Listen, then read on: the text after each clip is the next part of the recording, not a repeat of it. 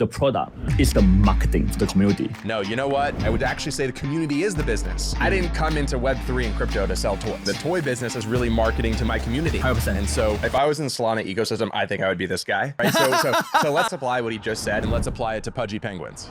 Luca Netz, the owner of Pudgy Penguins and Meow, the co-founder of Jupiter Exchange, are back to challenge crypto grand narratives and to talk about the future of money, wealth, and communities. You said every coin is a meme coin? If you know the game, you believe that. The thing about Ethereum is that a lot of Ethereum people don't believe that. Why? It's the same reason why fiat people don't want to believe in crypto. There's a Pengu prophecy where some people claim that the Pengu meme coin can be bigger than any other meme coin.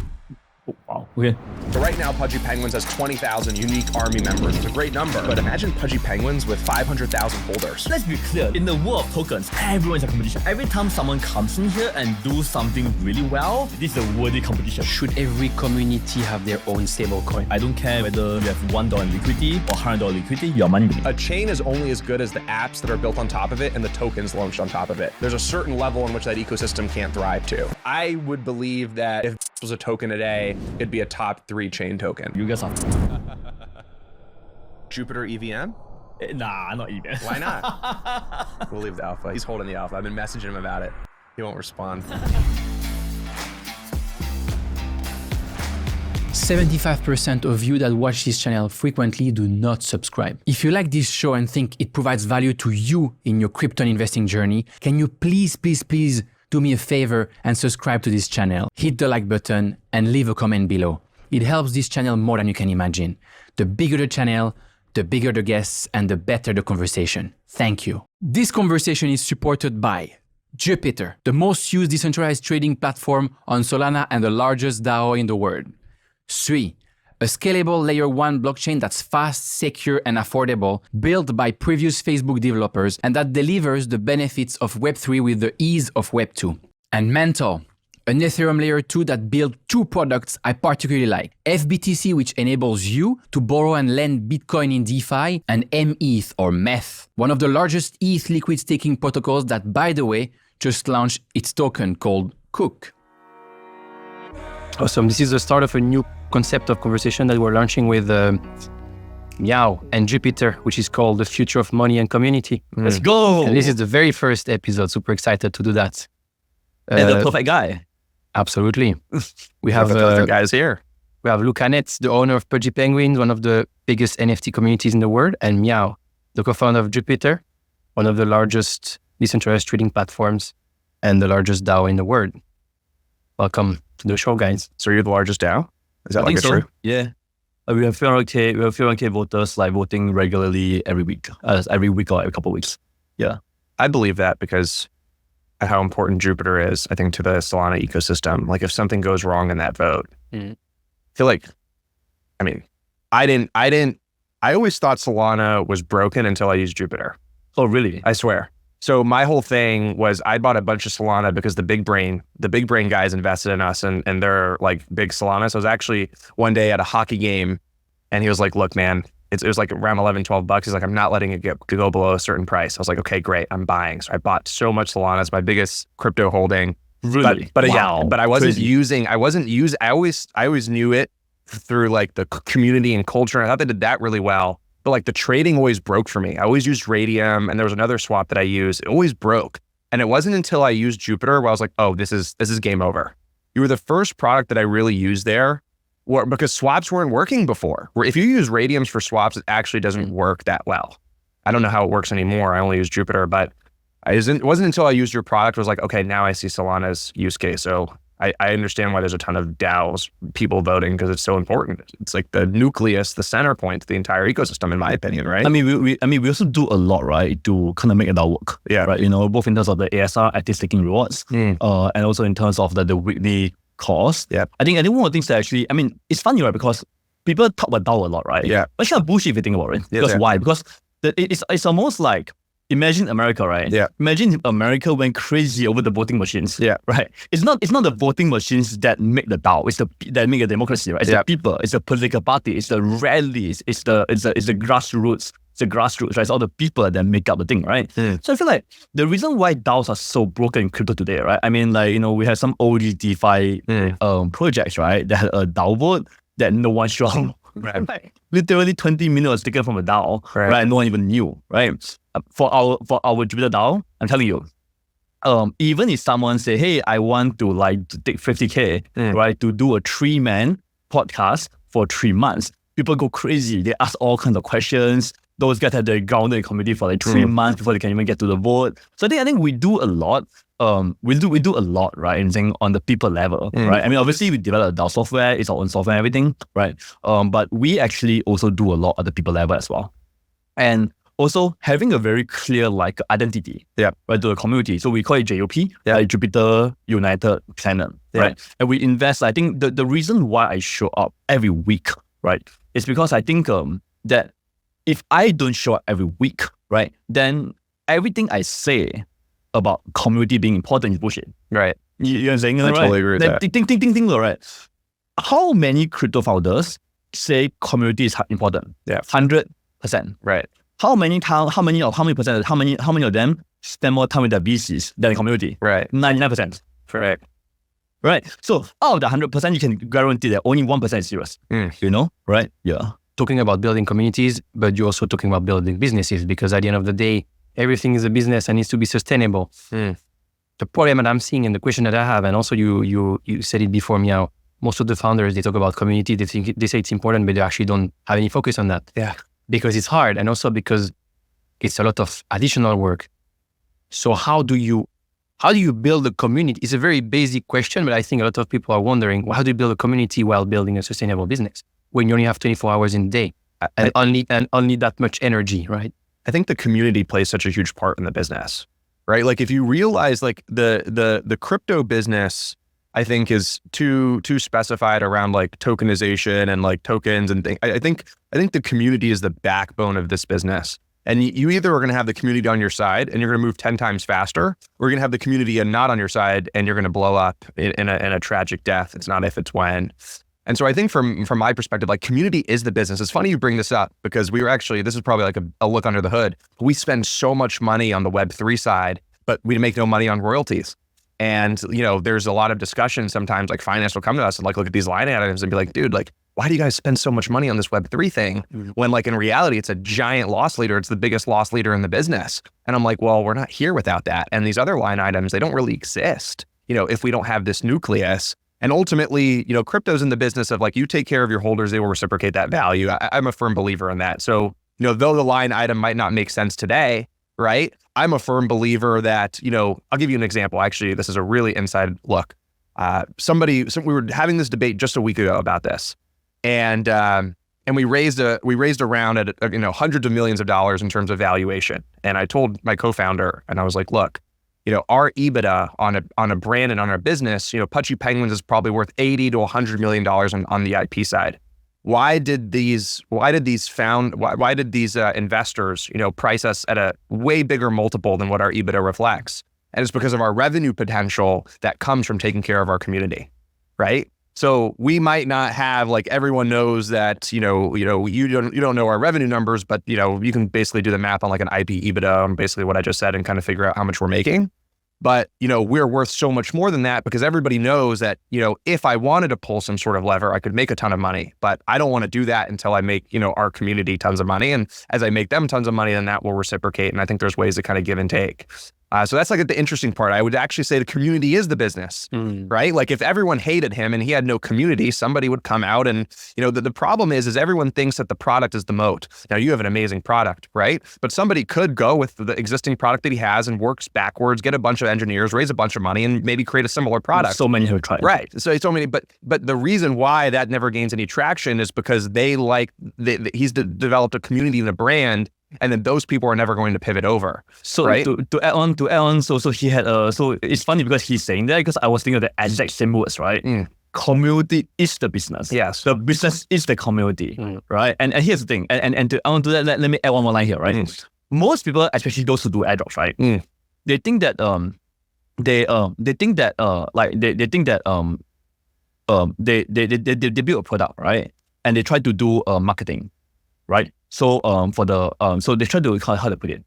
They try to they take the airdrop, right, as a way to do marketing, right, for the product, right? I'm saying, right? We actually take a completely different way. We think that the product, right, is marketing to get a community. Let me say again. We built a really good product, right? We spent enormous amount of time, right? Crazy amount of time. People don't know how hard it is to index, sort, filter, route, design, and scale. I mean, think about it. We service every single wallet, every single DeFi application, every single website. Right, I'm saying on Solana, and it's 20,000. It's crazy, right? But we do all that, right? And we don't actually make money on that. Why? Because we actually think, right, that the product is the marketing for the community, right? The product is where our ethos comes through, right? They use it, they go, wow, this Jupiter takes their shit seriously. And to be clear, it's not just when things are going well, right? For example, even when things don't work, right? How do you respond? Right? Do you respond with do it by say, no, it's fine, you guys are fucking stupid? Or we just go, okay, we are sorry, it's not out of the expectation, you can fix it, right? So I feel like what our key ethos here, right, is like the product is marketing, for our community, right? So we really go with that in mind.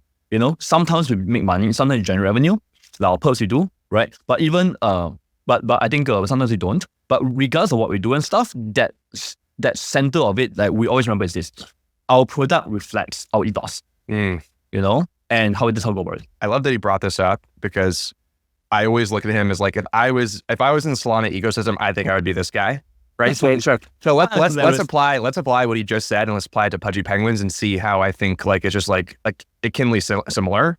He says the product is the marketing to the community. Think about my toys, for example. Yes, my toys are good the product.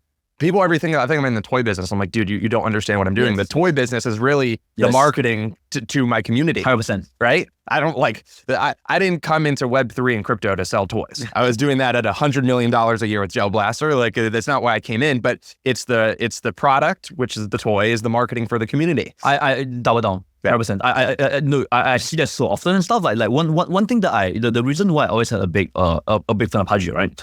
It's because when you're bringing NFT or meme coin, I mean, it's like, there's a product, by the way, the product is the content. Totally. And the vibe, right? Absolutely. Like those things are marketing for a community, right? Not the other way around, right?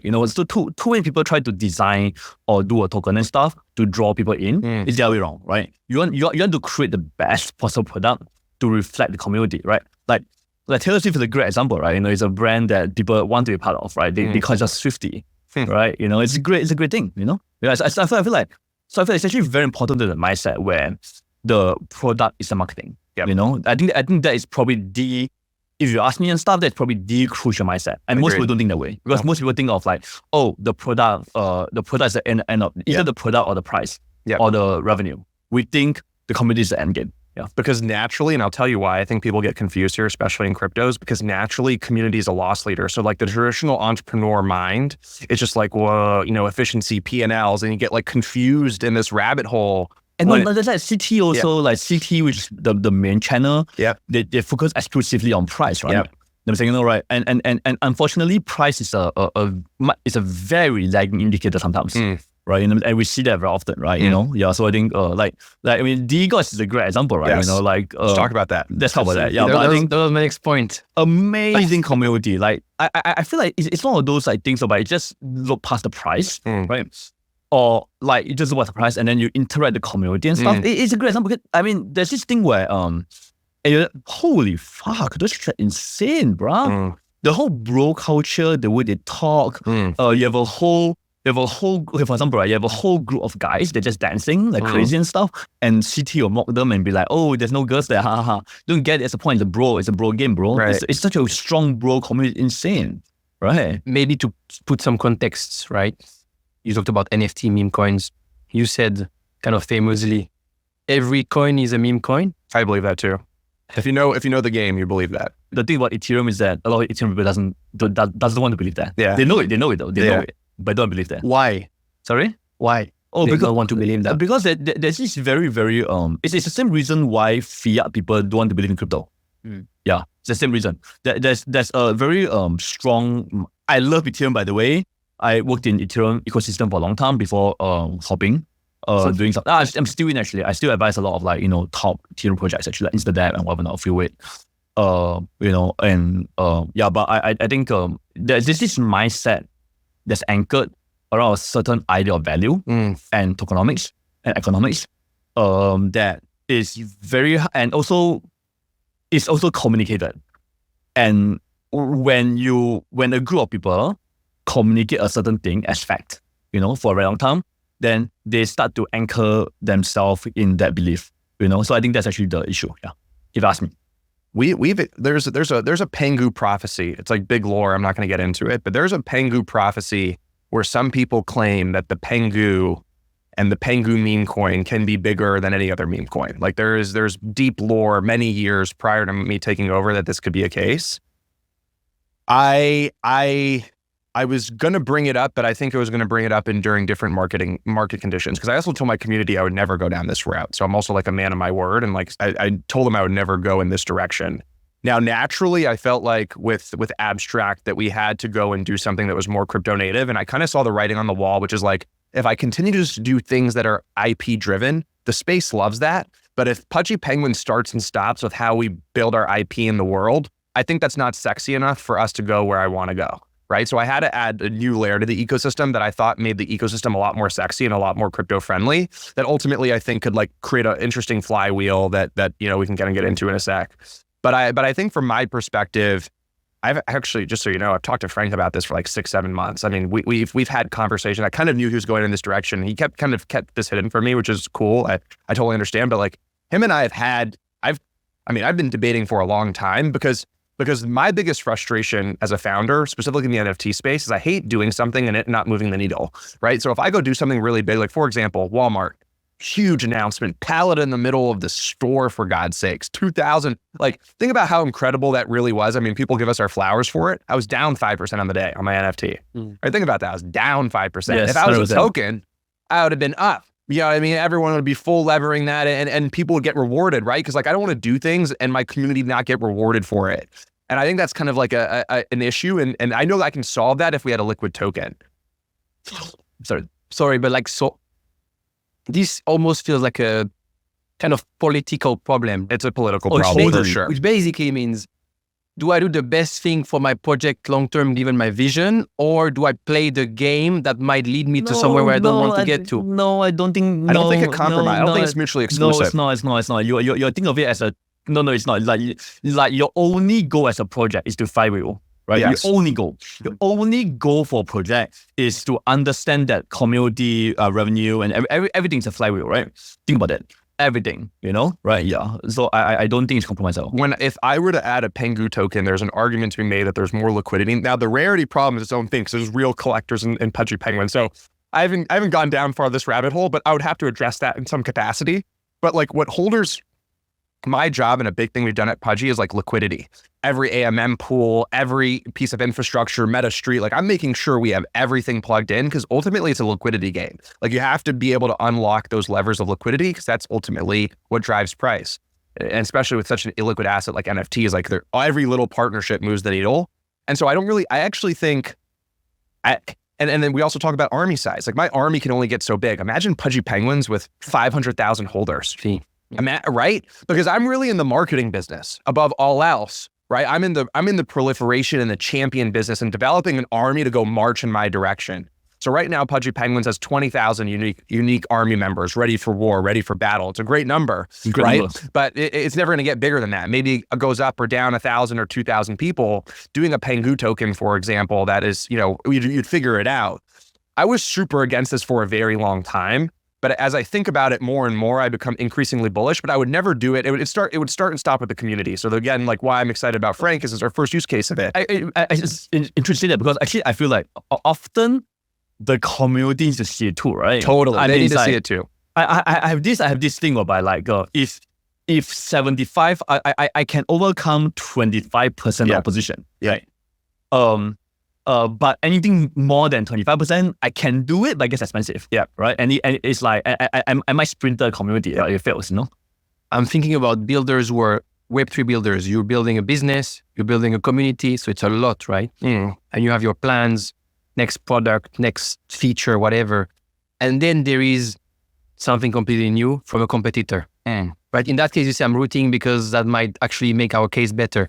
But in many cases, it's you're competitive, right? You might be just like, fuck, like another thing I need to think about. Maybe I need to change all my plans. Like, how do you deal with that? I mean, both of you, because I know also you, Miao, like you know, like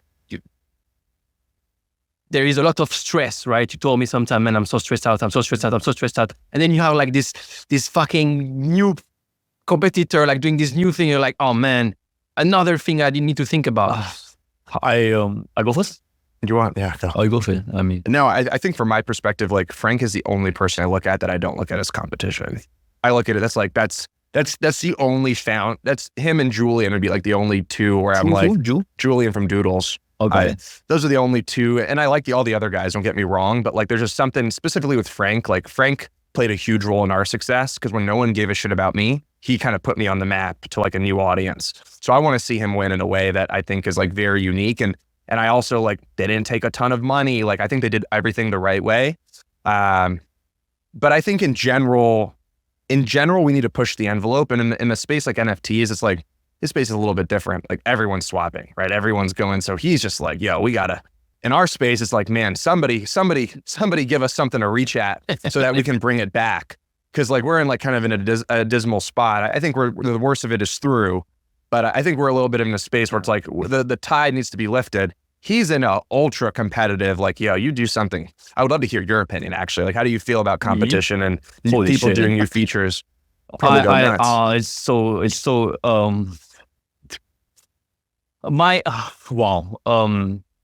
Dude, you are about to enter a very, very, very, very, very, very, very, very, very, very I'm looking forward to competitive that. space. I'm looking forward to it. I actually want to talk to you about that real quick. Actually, Yeah, I would love to talk about it. I want to talk about this actually. You know, because we talked a lot about what you're doing right now. We haven't talked about what you're doing next, which is what I'm really interested in, right? You know, but my view is simple. I think over the years and stuff, I've developed a very, very, very schizophrenic way to handle competition, right?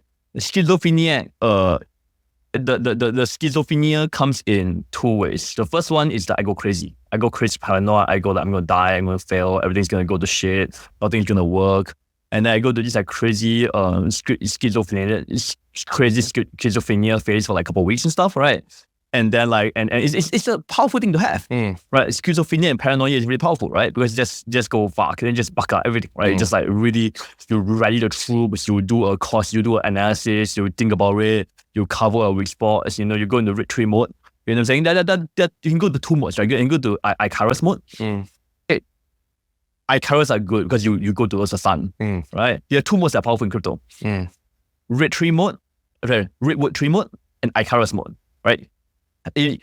Crypto moves too fast for you to always be Redwood. You know, you gotta go crazy sometimes, right? But go crazy, you can't go to the sun too much, right? So you like the balance between being a Redwood and Icarus, you know, right? So that's like, so I think it's really helpful because I go into Redwood, retreat mode. Let me just go into survival and just make sure that I cover all my bases, fucking everything, right?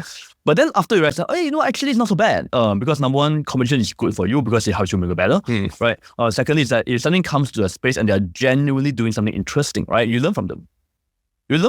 Right? So I think and later on you realize that, okay, if someone that come in and then the final stage is acceptance, right?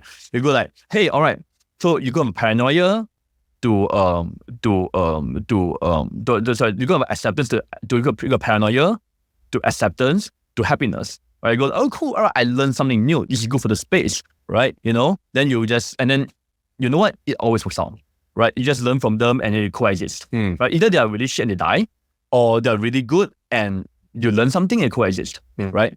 And then the loop happens again, right? And that happens every month, you know? So I just go into this like crazy, like, into a few weeks of paranoia every month. Yeah, so no, so yeah, 3 days of 1 week, literally, like paranoia, acceptance, happiness, like okay, like blissfulness, I guess, like okay, accept, and then like go into like then just nothing for 1 month, it won't go for it. It's crazy, yeah. That's nice. You said IP was always the Trojan horse crypto needed. Why has IP always been the Trojan horse? Because crypto needs an angle to it, and it needs a significant piece of this pie where people are not coming to make or to speculate on things. Like right now, we've got the speculation thing completely figured out. Totally. Like that's such a huge use case. Recently, just crazy. Yeah, last few months, I think it's crazy. You know, we got people like him building the coolest, best ways to kind of trade and go inside different ecosystems. But there's another section of crypto where it's about digital ownership and participation and brand. And I think like that part has just been completely deficient. And I think when you think about bringing people into crypto that's not predicated on price going up or price going down, I think IP is the best way to do it. I mean, think about what digital collectibles did for Ethereum and NFTs did for Ethereum at that moment in time. You know, obviously that was like predicated on price going up and price going down, but I think there's a huge opportunity and a bunch of unlock that I think happens when you look at like what the future of brand looks like and because tokenization is really alignment. Right? It's participation and adds some sort of aligned incentive that I think gets people to participate. And I think when you think about what does it mean to adopt IP and what does it mean to grow IP, one, it's super scalable. It's, you know, there's a real playbook to doing it. And two, I think it gets people into crypto in a way that is not based on like, oh, hey, let's go buy this, let's go sell this, but like, let me go participate, right? It's good to say that because you know how we, at the very early part of the conversation, we talk about our community, right? Yep. We do two things as well, right? I think it's really interesting to say that because on one hand, you have this like values-driven view to crypto, right? On the other hand, you also have this like very pragmatic, you know, view of crypto as like you're gonna make good money, right? So I feel I think for us it's very similar too, right? I think we have this thing of okay, we have to build the best product, you know, that allow people to trade and do well, and also the tokens do well and stuff, right? I think things like that, right? So we do a lot in terms of the token and stuff, giving them assurance and alignment and everything, right? But on the other hand, I think there's also this values part of it, right? We really want to build a community that is like hyper friendly to each other. That's like really driven towards like making decentralized the world more decentralized trading place, right? Towards like, I feel like maybe I'm being naive, right? But I think like if you have both sides of the story, right? If you can appeal to both the very pragmatic aspect and also the really idealistic aspect, right? And you kind of bring them together, right? That could actually be how it works, you know? And that's how we go about things, yeah. Agreed. Let's talk about L2s. Yep. I mean, obviously, there's a ton of discussion recently, right, about the relationship between Ethereum and all the L2s, right? You know, and by the way, this is also highly related to the point later about money, because trust me, it's going to be very related because this whole topic of Ethereum as money, right, and the value of L2s to L1s, and how that matters and stuff, I think it's an extremely relevant topic. Okay? But let's go forward. So in your discussion, right, so how do you see the relationship? And you had a very interesting tweet message. I think you were saying that I built out this community, I built out this IP, I built out all this shit, right? Why should I let the value, you know, accrue to someone else? Right. I should actually let it accrue to myself, right? No, not to my community, right? Per se, right? How do you and I love that because you know I love that because that is what every other L2 is doing and thinking, right? But they're not saying that, right? Yeah, they're just they say a lot of stuff in tribute to the church, you know, right? But they don't actually say it. I mean, I found it to be awesome because like you were really the one that just said it front and outright. Yeah. So what do you think of the recent Ethereum debate? And where do you think Abstract fits into the ecosystem and just general thoughts there? So I think right now in EVM, there's L2s and stuff. Yeah, I think right now in EVM, there's a giant hole in consumer. And so what I learned actually shopping around Pudgy Penguins, so if you're not familiar, Pudgy Penguins is two products built on L2s. One of them is the Pudgy World product, which is in Walmart, in Target, this idea that I buy a toy, scan a QR code, redeem NFTs, and now I'm in this like Web3 game, and that's powered by ZK Sync today. Another one is Overpass, which was powered by Polygon, and that's basically licensing on chain. So naturally, we were exploring all the L2s. And what I realized is I bring more value to L2s than they bring me, even if they pay me 10, 15, $20 million, which were some of the offers that were on the table for us to go build on the ecosystem.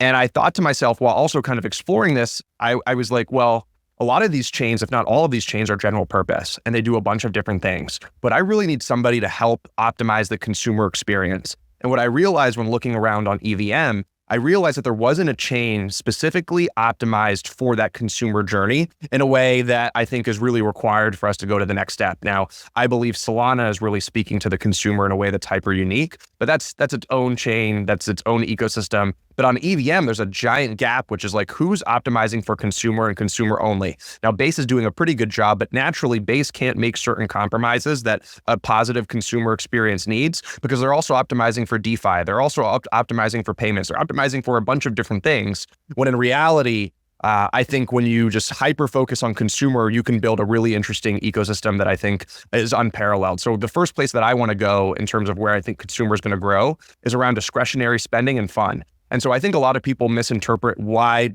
crypto has seen so much success. And I think most people come into crypto, one, to make money. Two, they end up staying because they want to have fun. And probably there's a small subsection of people that are in crypto because, you know, they don't want the middleman, and they're kind of like doomers, which I totally respect and kind of agree with now as I get older. But I think fun is really underutilized and underappreciated in the space. And so I really want to create crypto's digital Disneyland and the internet's next amusement park, and really just hyper focus on fun. And I'm telling builders, hey, you're building the next great breakthrough DeFi application, you can deploy it on Abstract, but I would honestly deploy it on Arbitrum or somewhere else. Oh, wow. Because I want to focus on fun and virality, right? I want to be the ecosystem for fun and virality. And once I have 5 million monthly active users, I can upsell them on the new great DeFi innovation. Oh, easy. But I don't want to pivot my focus, and the consumer, being consumer centric is a really unorthodox approach for blockchains, because being consumer centric means putting the user above all else. Do most chains put the user above all else? No, they'll put decentralization above all else. They'll put the integrity of the blocks above all else, right? But I want to take a different approach, which is like, we are putting the consumer and optimizing for the consumer experience above all else. And I think that's a gap within the EVM ecosystem around fun and being consumer centric that I think needs to be filled. And Pudgy Penguins, in my opinion, has been the face of consumer crypto for the last 2.5 years. It's so interesting to say that, because I think it's very clear to me that you are not paying tribute to the church. Yeah. You know, right? And it's actually really interesting because that does unlock a lot of things, right? Yeah. I mean, in technical terms, it will mean that you know, if you have to cater to EOAs, right, you externally own accounts, right? And sometimes if you break that EOA model, right, then Meta must work. You know, that's it. And then for most chains, that will be an unacceptable trade-off. You know, right? But you will make a trade-off, right? You know. Yeah. So it's just an interesting mindset, right? That I think it's totally mindset. That people, it's not like rocket science. I'm not like breaking through, and obviously we will have things that I think are really innovative and different. Yep. But I think it's a fundamental mindset, because naturally, when you look at general purpose, there's probably 3 or 4 teams in all of crypto that can pull that off, because that's a real lift. Like that, you need the finances and the resources to ultimately to get there. And then, you know, there's also this notion. I think you'd asked this kind of in the question, was like, you know, where do we look at Abstract? Like, I think I see the same thing in L2 land that I saw in NFTs. And the only difference is in L2 land, I think there's one North Star. In NFTs, there's obviously a North Star. What is the North Star for L2? It's Base. It's Base, okay. Base is putting on a clinic, and I think it's them and it's everyone else. And when I look at the competition, I'm not worried about anybody else but Base. I think Base is going to be our real competition, but I think Base has some Achilles heels. No, sorry, go on. Yeah, I think Base is going to be really hard to speak to the crypto natives, I think, naturally. And I think they're going to have a hard time with international adoption, naturally, because Coinbase is the American exchange. And I have a hard time believing that Binance and OKX and Upbit and all these other places are going to really, a chain is only as good as the apps that are built on top of it and the tokens launched on top of it. So at some point there's a handicap, because if tokens launched on Base can't get on Binance and these other places, there's a certain level in which that ecosystem can't thrive to. And I think those are natural handicaps but the execution of Base is unparalleled. I mean, what do you think is good? Yeah. Yeah, so if it's funny, because like, if you actually, I've been hawking all the chains, and I actually think Base is the highest executing chain, not just in L2s, I think in any chain. I think nobody's shipping like Base. And if you really study concretely, what is it? Concretely, it's just every day there's something new. Every day there's a new feature. Like every day there's a new video, there's a new piece of content. Put your notifications on Base, Meow. I think you'll really appreciate it. You'll see this, you'll be like, one day it's CBDC, the next day it's office hours, the next day it's this stand up in a camp somewhere, the next day it's this. Every day or every other day is a new campaign. From an executional entrepreneur standpoint, you're going to look at this and you're going to be like, this is really impressive. It is really impressive. I'm telling you, it's like one of the things that I think very highly of is operational excellence. Yes. Right. It's operational excellence in its final form. I promise. Really? Yes. Wow. So you are saying what you are saying here is that Base success is not just because they're Coinbase. No, not even close. This guy Jesse Pollak, and I'm gonna give credit where credit is due. He's putting on a clinic. He's actually killing himself. He was telling me about I these believe days it. where he was like, some days I can't even go to work. I'm just on my sofa exhausted. Especially in the beginning of Base, he was like, I was so burnt out. I couldn't take a I'm glad you're telling me that because it seemed like this seemed like this guy was. No, he was telling me like, hey man, thank like God. I would take this. So that's me. Yeah. Thank God. I was feeling that way because I was like, what's going on with this guy? I mean, I don't know. It is, and their culture is super Silicon Valley. I mean, it's Silicon Valley epitomized. The problem is I think those two handicaps around crypto culture and being international, I think are real handicaps. But they're building a whole different thing than I think everybody else is. Like nobody's building, I think, the way that how they're about building. optimism though? How about optimism, arbitrament? I look those are tech stacks to me. I don't even put those in the race. So when I say I'm going to be the number one L2, I look at it like this. I look at it like L2 category. There's Base, there's everyone else, and then I look at tech stacks: Arbitrum, Optimism, zk Sync. Arbitrum, Optimism, and zk Sync. I don't look at it as L2s. It's abstract tech stack. No, we're an L2. Got it. So Base took the Optimism tech stack. I'm taking the zk tech stack. Got it. Right? So, but the truth is Base is worth more than Optimism. Anyone who argued otherwise would be like nuts. Like Base is bigger, but it's the tech stack, and ultimately they're interested in building like the super chain and being the central hubs for this. And so, zk Sync has the elastic chain, Optimism has the super chain. I think Arbitrum has like Orbit. Right, so those are like the three tech stacks that they're trying to push, and who will win? Hey Kevin, one day we should have a discussion about Cosmos, Polkadot, and L2s. That would be a great discussion. I've been studying that stuff for like 6 or 7 years. Yes, right. People really, and there's so interesting because like you have this what they call it, a very independent the atom, and you have these like very closely knit dots. Right, and Ethereum is somewhere in between. Yeah, right, so it's a really good case study. But I look at the competition, and just to be frank, obviously these guys, I never want to diminish any entrepreneur, but there's nobody that I look at in the L2 space outside of Base that I'm like, wow. They really understand communication also. Like how do you communicate things very simple, the Coinbase way, right? It is a clinic. Yes. Put notifications on. I promise you're going to look at this once. 2 weeks from now, shoot me a message. Be like, look, I didn't know what they were doing. It's because you understand what it is to ship an announcement. People don't even know. Like shipping an announcement, just an announcement, right, is way harder than I think people think.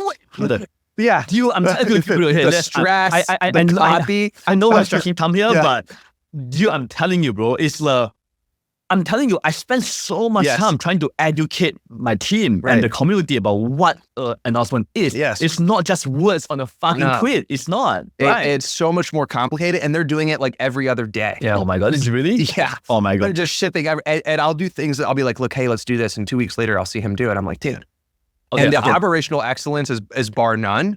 So the beauty is in NFT land, I had North Star, right? I thought everybody was making mistakes, no matter what their success was or what their evaluations were. I thought that was broken. So I was like, okay, I'm going to come in and reinvent the wheel. In the L2 land, I see the same thing that I saw in NFTs, which is like, I can beat everybody easily. The only one that I think that what is actually probably a little bit better because now I have a North Star. Now I know what to do right? Which is like Base is doing everything right. It's okay. Let me circle back and I'll end this topic. Okay. Yeah. You know how I talk about competition and fierce me out and stuff? Right. And let's be clear, let's be very brutally clear something, right? In the world of tokens, everyone is a competition. Yes. Full stop, right? I totally agree. You are like, yes, we are all growing the pie, but we are also fighting for pie. Totally. Right? It's like this thing. So it's like PV is like ultimate PvP, but also PPP. Yeah. Right? So I think, I'll conclude how I think about it, right? It's that every time someone comes in here and do something really well, I think I like it. I'm like, wow, I can learn something here. There isn't that many people to learn from, right? So I think at some point, the ultimate acceptance is you go, wow, okay, I can learn something. And it's great. It's really, really great. That's what I'm saying. Yeah. So that's how I'm looking at it. Yeah, me too. Yeah. Helps be more zen. Oh, no, it helps you win. Yeah.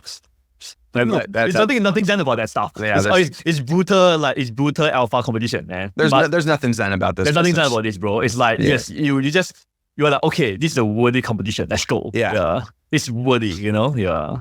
Which is great because now I'm excited for some worthy competition. You're going to get it, bro. I'm going to get it. I'm excited for it. You get it. Good luck. Jupiter EVM? Nah, not EVM. Why not? Yeah, we have our game. Yeah, we'll see. Yeah, Okay. Well, if you do, let me know. I'll let you know for sure. Because for me to win my game, I got to get on the Jupiter. I got to get on the Jupiter. Let's go. Okay. We'll leave the alpha. He's holding the alpha. I've been messaging him about it. He won't respond. It's the only time he doesn't respond is when I ask him about EVM Jupiter. It'd be great, man. I mean, I love Uniswap too. So we're recording this podcast from Singapore, right? Yeah. In Singapore, to buy stuff, we use the Singapore dollar. Should every community have their own stable currency, aka stable coin? Too much liability. Why do that? Why would I do that? I wouldn't do that. No. I don't think so. I think up to them. Yeah, we don't care. We supply everything. You know? I think my vision of the world is a world where I don't care whether you have $1 in liquidity or $100 liquidity, you're money to me. Why? Because as long as like someone can buy and sell your shit, right? I don't care. You're money to me, right? So that's the world I want to live in, right? The world I want to live in is that, okay, if you want to create money, no one should stop you. Just go ahead and settle AMM pool, and Jupiter will make sure that it's constant money. It's just the thing about it, right? If you create your own coin and you put $1,000 liquidity in there, right? Yeah, is it money? It's money. You know, it is money. You know, to me anyway. You know, so I think I take the far right of money creation. Anything that is liquid is money. You know, and the thing that makes any shit money is Jupiter. Yep. You know, that's the one to live in. You know, yeah. It's a very far right way to think about it. You know, Probably so take- yeah, go for it. Yeah. So I think I would say that if you're a community and you think that you are willing to put the investment and effort on you to do it, and start go ahead and do it. I think it's great. My advice probably a little contrarian to that, and I would just say the best advice I got in this business was don't create liabilities because liabilities are so important. So like for me, it's like if you're not running a stable coin, why? I mean, he's like, yeah, I'm the ATM processor, so like bring it all in, but it's like I would never create a Pudgy Penguin stablecoin. I want the liability. It's two different things. Like, do I advise someone to do it? Right. Versus like, do I care? Well, you know, he definitely doesn't care. I don't care. You know, but if I'm advising, probably not. So very controversial here. Let's not create a liability. I asked actually to Jesse Pollack this question. I said, hey, Daze, Polymarket, and Pump Fund are three of the most successful projects by mindshare and revenue, right? Yes. They don't have a token. Yeah. Is this just, I mean, is the reason why they're so successful? Is the reason why they're so successful because they don't have a token? Could the token be a liability? Is this a coincidence? And he actually said, no, it's not a coincidence. And he ended up like explaining, right? All three of those will have tokens one day. I promise.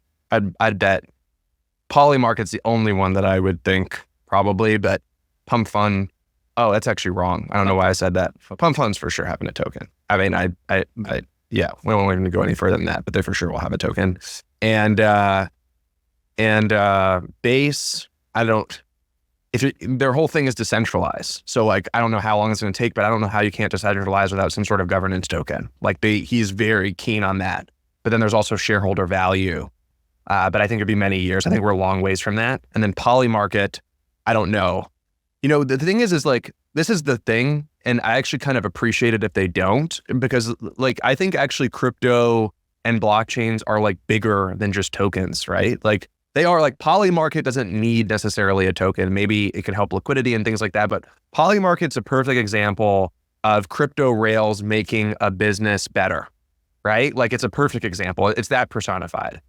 Pump Fund, I think naturally, they're just making so much revenue. Why, I guess, create a token, but they are a community business, right? I think Pump.Fund above all else their product is the community, in my opinion. They might disagree, they might not, but I would say, if I would look at Pump Fund, yeah, I would say like their product is the community. I think for sure, right? So if you're in the community business, I think token is important because token is the only way to align community members in a way that is unparalleled. So I think Pump.Fund would be a giant mistake if they didn't do a token. Polymarket is not necessarily in the community business, though. If they did decide they were in the community business, I think it would be a net positive for them. And I think it would be a positive. And I think Base, I just don't understand the semantics between shareholder value in Coinbase. I can tell you I own a ton of Coinbase stock, not because I believe in the Coinbase business. I mean, I do. Like, I think Brian is a phenomenal entrepreneur. I actually own a bunch of Coinbase stock because of Jesse and Base. Because I'm like, look, if they're never doing a token and they want to accrue all this value here, like I would believe that if Base was a token today, it'd be a top 3 chain token. I don't think there's 3 chains that are more meaningful. It'd be Solana, Ethereum, and Base. I totally believe that. Wow. It is that good. I promise. And the metrics I think support it, right? Like it is, and they're executing they're not just the best L2. I think they're executing, to be frank, as like an operation, from an operational excellence standpoint, I think they're the best chain executing. And I say this, like, frankly, I'm fine to say it because I pay homage where homage is due, right? Like I'll say, I love it. I love it. Say that. Yeah. Actually, one thing that's actually interesting about this, right, is I feel like people are doing a little correlation causation kind of thing, because they have no tokens. That's why you're doing tokens. Right. I think it's a bit correlation mistake. But I'll say this though. I will say that having a token is extremely distracting for product. yes. Extremely distracting product. I could agree right? with that. It's very, very, very hard to focus on product when you have a token, unless you're able to synergize the community to back your product, right? And vice versa, right? And that's also the reason why we didn't launch a token for so long, right? We really built up the trust, with the whole ecosystem, right? We were there very early on. We built our trust. We built reliance. Remember how I said the product is a marketing for community? That's true. We worked hard, really, really hard with no reward, right? For nothing, right? So people are our right now, we are a top perpetual platform right now, right? Our trading, everything is great. But of course, we sold for 3 years or 4 years, right? No token, right? And the reason why I was finally comfortable, right, doing a token was like, okay, cool, all right. I was like, okay, I think now this is the time, right, for me to have a community to kind of like bring together, right, with what I'm gonna do in the future. Right? Because we have really big plans on Jupiter, right? We want to aggregate everything in the world. We want to kind of like be the standard for decentralized trading, all kind of stuff, right? I think, and I want to have a community to bring along with that. That's how I think about it. But yes, from our point of view, it is true. We built what many people consider one of the best products in crypto with no token. Yes, and I think that was the best decision ever made. Actually, I think there were a few, but one of the best. Yeah, that I fought off a lot of the the incoming, right? And really waited until I felt like the community was synergistic with the product before I launched. So I think that's the thing. I think that's to me, that's the answer to it. No, having a token and having a community is not mutually exclusive. However, it is very distracting. So you should only do a token if you feel, right, that either when you actually have when it's synergistic. We're having a community and the product is synergistic. Makes sense. So that's how I think about it. Maybe a last question on community. If you have to simplify, because obviously it's more complex than that, but what are the few key, and it's a question for both of you, what are the few key elements that you need to come together to build a strong community? And about each of your own community, which one of these elements do you think you're the weakest at? Oh, well, I would say communication is probably the biggest. Have to communicate to build a strong community. I think that's probably where I'm strongest. I think you have to be transparent, right? I think we're pretty strong there. I think you have to be empathetic. So this idea that like, there's problems that come across my desk and I'm like, this is retarded. But do I symbolize that this is like retarded? No, because I understand that these people have $100,000 in my NFTs. And though I might think it's stupid, it's clearly not stupid to them. So I think empathy is really important. I actually think I'm good at this, but if I were to look at the 3, communication, empathy, and transparency,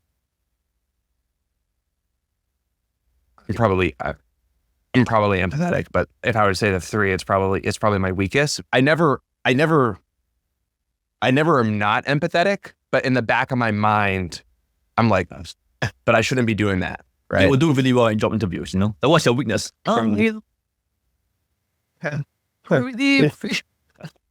I get it, yeah. Well, I think what we do best is community building above all else. Yeah. Like, I think that's really like our strongest suit. I think it's always been.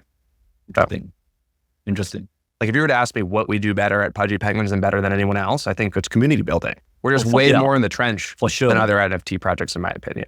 With the exception of a couple, right? I think Frank is amazing. Frank does it differently though. Yeah, Frank does it differently. Though. I feel like I always look to Frank and stuff. Like I've been tracking Frank for a long time, and he's what he does. I think it's just so different. Yep. Right. It's just like the way he approaches things is just like so counterintuitive, right? And then the way he losses and stuff, the way he communicates, the way he tries different communication styles, is fucking phenomenal, right? I feel like I mean, like some people will say consistency is very important, right? Frank is not consistent. He's just consistently shameless. Yeah. Right. And I love that about him. I respect it for sure. Yeah, respect for sure. Yeah. What are your three identifications and your weakest one? Oh my.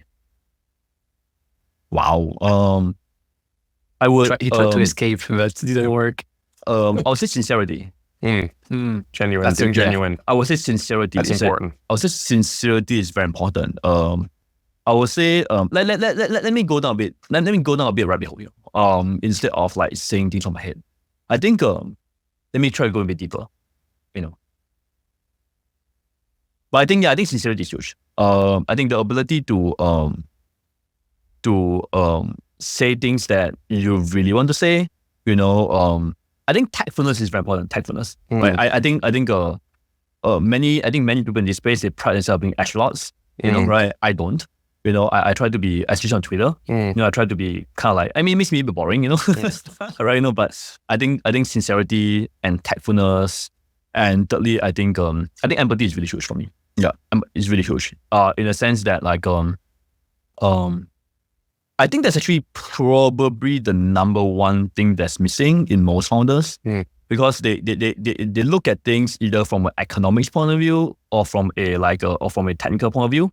Right. And they don't quite appreciate that end of the day, we are people, and everyone is people, I feel like that is probably like the thing that I think is very important as well. Yeah. Of all three, I would say that the thing probably I'm like him, I'm pretty good at all three things, but if I want to put a high order, it's for tactfulness. I think, because sometimes I really just say fuck it. Right. Yeah. No, yeah. It's funny because no, really. It's the meow meme. Yeah, no, yeah. So because sometimes it's hard, dude. Sincerity comes out when you say, I'm not going to be tactful anymore. Right. Yeah. I'm just going to say it for what it is. So I feel like it's very interesting because where it converges for me, there are moments in time where it converges for me, where the sincerity, the tactfulness, and they just say, fuck it, this is who I am. Right, Right, it's where it also, like, comedy memes it, right? They go like this thing. It's funny. That's funny you bring that up, because at some point, if you're really embodying sincerity, like there's moments where it's like, whoa. What was one moment for you? Like, do you mind sharing? I would love to know, yeah. Man, it can just be hard sometimes. I think like, it's really like on an individual basis. So like there hasn't been like a cohesive moment, but I've had, and I'm lucky, I'm really lucky. It's only been 2 times, but I've had 2 holders like really try me before. Oh, really? Yeah, like really push my button to the limit. How do you handle that? I'm very cool. Tactfulness.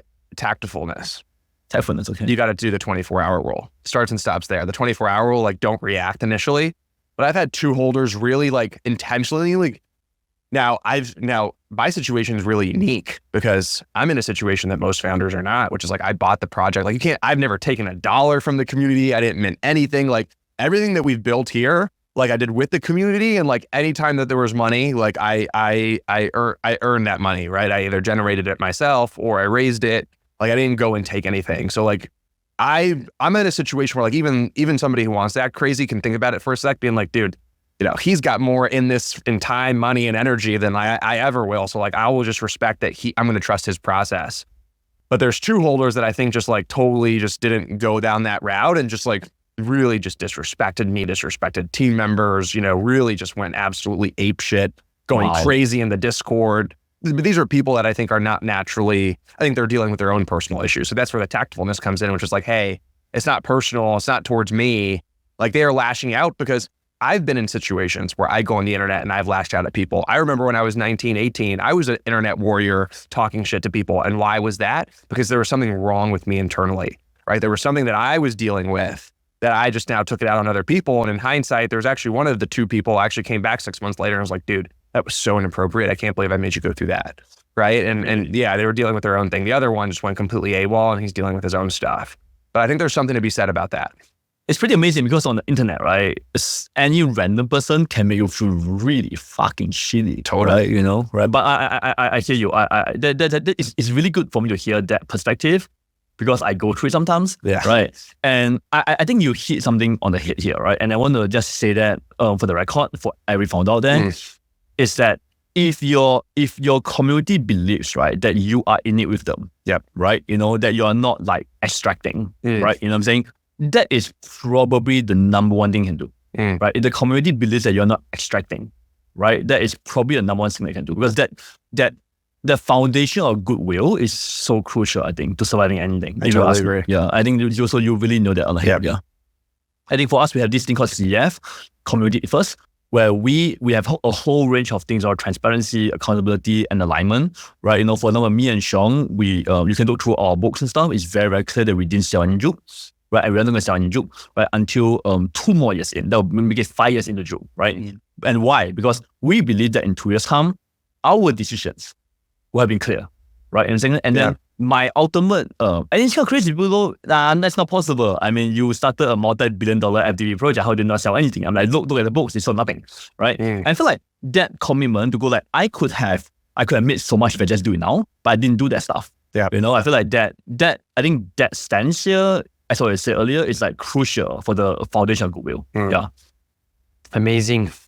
Amazing, guys. Thank you so much for doing that. And I think that's the beginning of a great journey with Meow as a co-host, so we can dive deeper into how shitty the founders can feel at some time. Thank you so much, guys. Thank you. It's so fun. Thank you.